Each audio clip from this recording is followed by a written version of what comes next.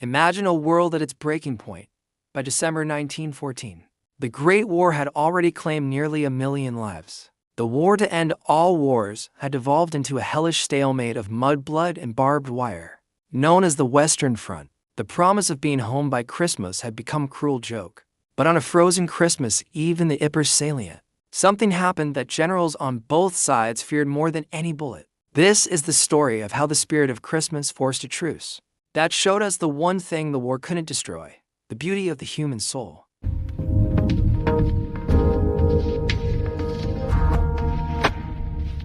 The guns went silent, not because of a treaty, but because the men in the dirt chose to remember they were human. To understand the miracle, you have to understand the misery.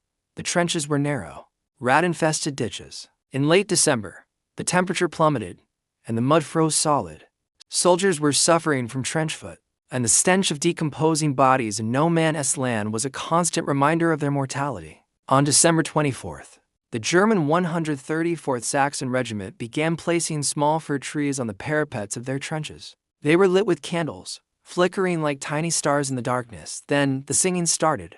The Germans sang Still Nacht. The British recognized the tune and responded with the first Noel. For a few hours, the language barrier vanished.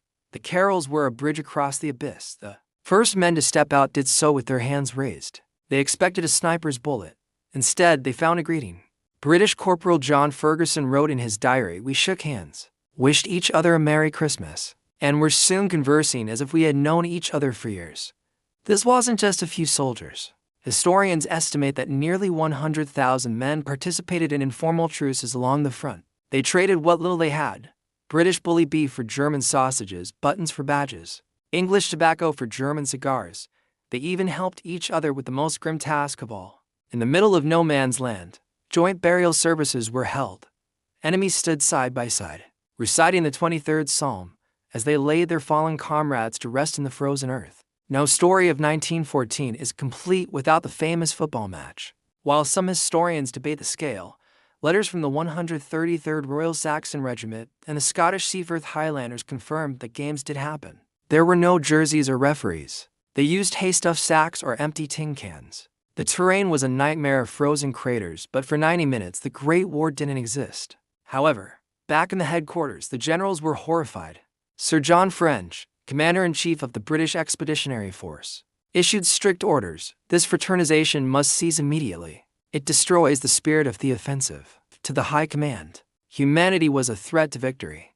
As the sun set on the 26th of December, the reality of war returned. In some sectors, the truce lasted until New Year's, but eventually, the orders from above became impossible to ignore. Artillery units were ordered to fire to break the peace. One British soldier recalled a German officer shouting across the line, "We are brothers today, but tomorrow I must kill you for my country.